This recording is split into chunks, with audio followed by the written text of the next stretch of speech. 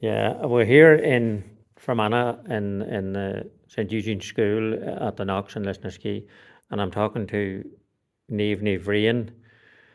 Niamh and her partner in crime, Fionn Wallace, are doing a neutrality roadshow about the Irish neutrality question and the breaking of the triple lock system that is used to prevent Irish troops being sent to foreign wars. Niamh, tell me about this neutrality roadshow. I mean, how well is it going, and why do you see the necessity for it?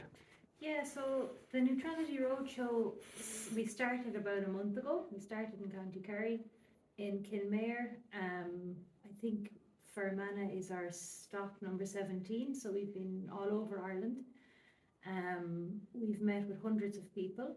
The reason why we rolled out the Neutrality Roadshow was because we've seen for decades that successive governments have been chipping away at Irish neutrality by letting, US military planes fly through Shannon Airport, or by allowing Israeli overflights through Irish airspace as Israel perpetrates a genocide.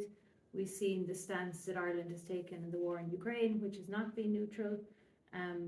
We've seen most recently that the EU battle group, which included Irish soldiers for a training military exercise in Hungary, they deployed in March. So we see very much this ramping up of Ireland becoming very much a part of an EU military structure, which goes hand in hand with NATO. And I suppose the only thing that's stopping full deployment of Irish troops into an EU military mission or potentially NATO-led mission is the triple lock.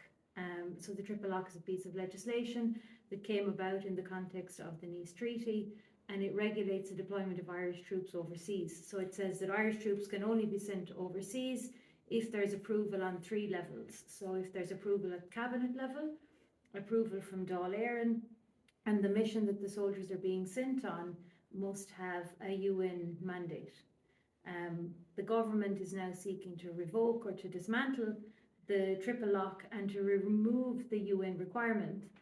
And basically that will clear the way for Irish troops to be sent to fight in foreign wars alongside EU, colonialist, extractivist missions, alongside potentially NATO missions.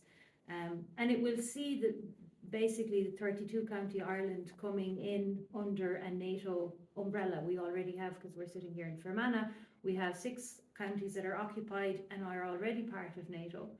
And if we revoke and remove the triple lock, we will see basically 32 counties coming in under what is effectively NATO-led, EU-led military missions. And why should Irish people north and south be afraid of this removal of the triple lock? I mean, how does this affect the ordinary person in the street, or how could it affect the ordinary person in the street? So this will affect Irish people in the sense that it will see Irish people being sent off to war. So we will see Irish people who are part of the Irish Army, and that includes people north and south, who are part of the Irish Army, that they will be sent off to fight in imperialist wars.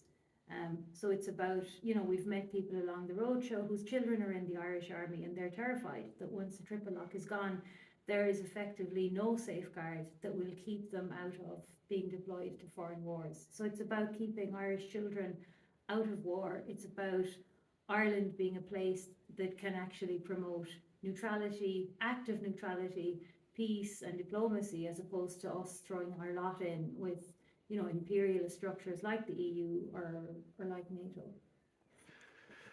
Okay, thank you.